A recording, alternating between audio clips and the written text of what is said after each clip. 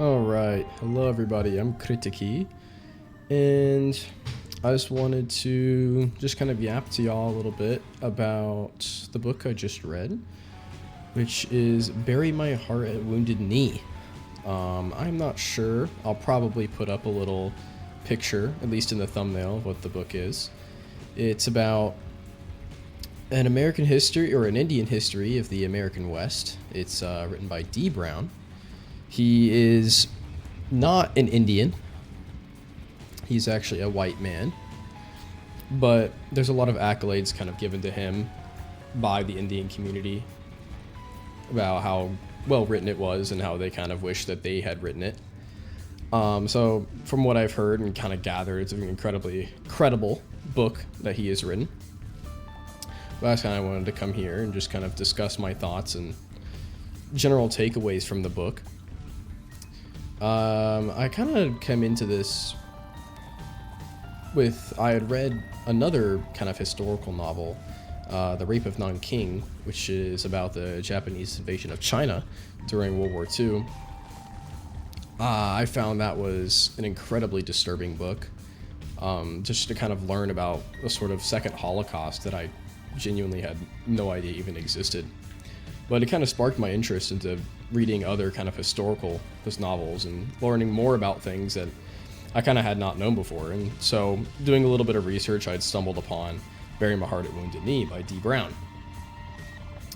I ended up picking it up and I started reading it on the plane. I was going on a trip with my family and I started reading it, and I could not put it down. I was reading it almost nonstop for about 4 days. I was able to finish it in under a week. I was not able to tab anything just due to being on vacation, so forgive me, my memory is kind of rough. But it was one of the most disturbing things that I had ever read, especially due to the fact that I'm an American citizen. So it kind of cut a bit deeper, knowing that this is the land that I'm living on. This is the group that I'm with. My quote-unquote ancestors kind of committed these horrendous acts. And I know things like this have happened way before. It happens all the time, like that kind of horrific action that humans make. And it's even happened in more recent memory with places like Vietnam. But it just kind of cut a bit deeper, and like knowing that it was in the land that you're living on was taken from another group of people that were there indigenously.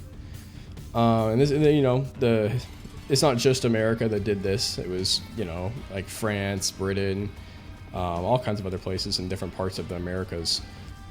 But like it was particularly bad. The amount of lying, cheating, stealing, and massacring that occurred to the Indian leaders and the Indian people is truly appalling.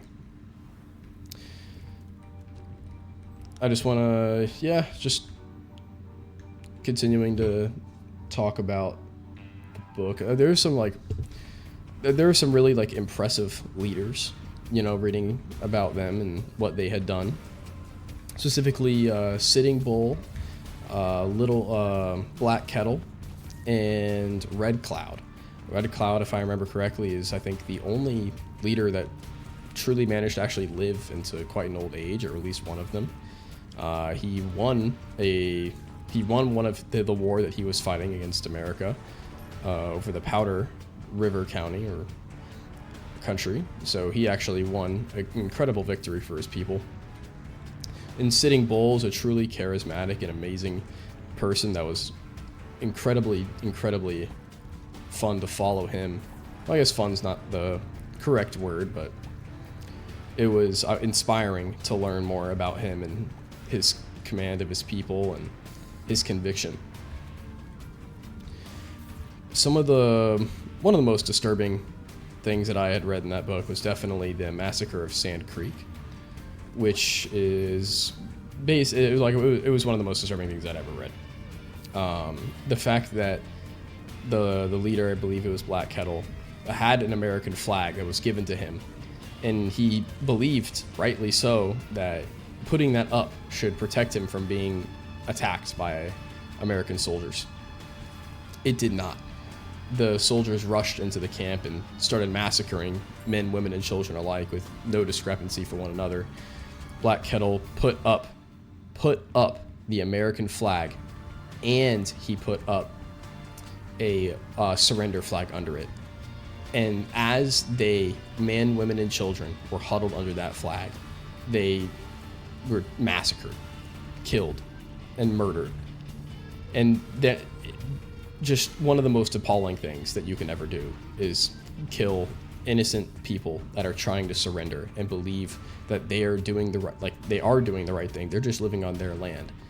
It's just appalling. And those are some of the more disturbing things. It was just the consistent lies. So many treaties were made, so many different deals, and the treacherous tactics they used to trick these poor Indians into signing these papers. Just outright lying about what the paper's about. Just taking away their Indian reservation land without any warning, just coming in and absolutely robbing it from them, arresting leaders that have done nothing wrong and committed zero crimes.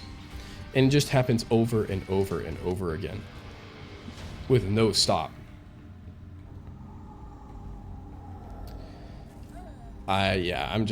It's truly appalling to think about.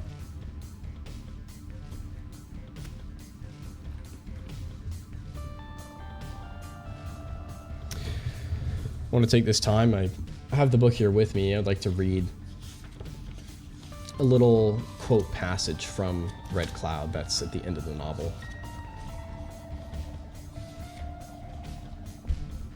All right. I did not know then how much was ended. When I look back now from this high hill of my old age, I can still see the butchered women and children lying heaped and scattered all along the crooked gulch, as plain as when I saw them with my eyes still young. I can see that something else died there in the bloody mud, and that was buried in the blizzard. A people's dream died there. It was a beautiful dream. The nation's hoop is broken and scattered. There is no center any longer, and the sacred tree is dead. And that was said by Black Elk. I mean, just systematically through the 450 pages that D. Brown had masterfully wrote, you just see the Americans, the people that you grew up thinking are, very just slowly and systematically destroy an entire nation of people with no remorse. I mean, it was a truly eye-opening read.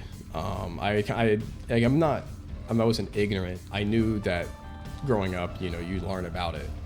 So I know that this has happened, but learning about it in more detail it definitely brought it into more perspective and made me sympathize more with the plight of the Indians. In a lot of media, they're kind of portrayed as this sort of ruffian group of people like in Westerns. But in reality, they were nothing like that. They truly cared for their land and environmentalism. That was one of the things I find most inspiring about them, is their consistent, duty to the land and respecting it, respecting Mother Nature. And that's just something that doesn't happen anymore. And I was impressed, and I'm inspired by them and their way of life. And I hope that in the future we can, just as a human race, respect and treat people with more care. But, I'm not going to get into current politics, but I'm sure y'all know what's going on right now, and it's just a repeating cycle. It's truly depressing that there can't be any peace for people.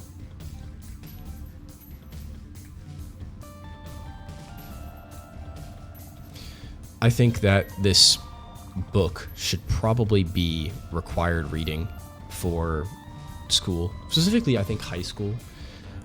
Just being able to have, students come to understand and truly learn about their country. And you learn so much about the Holocaust, which is good. You should. But, Germany has done a phenomenal job of teaching its citizens and their young people so much about the atrocities they were committed, so it would never happen again. I think that America needs to do a better job of teaching our youth about the different atrocities committed, just for exposure and so more people can know about it. But yeah, that was just kind of my general thoughts on the topic. This is my first time really recording anything without a script. I'd like to do more things like this where I just kind of give my unfiltered thoughts, but if you did enjoy that, leave a comment, and hopefully I'll be making more of these kind of unscripted videos, and I will see you guys later.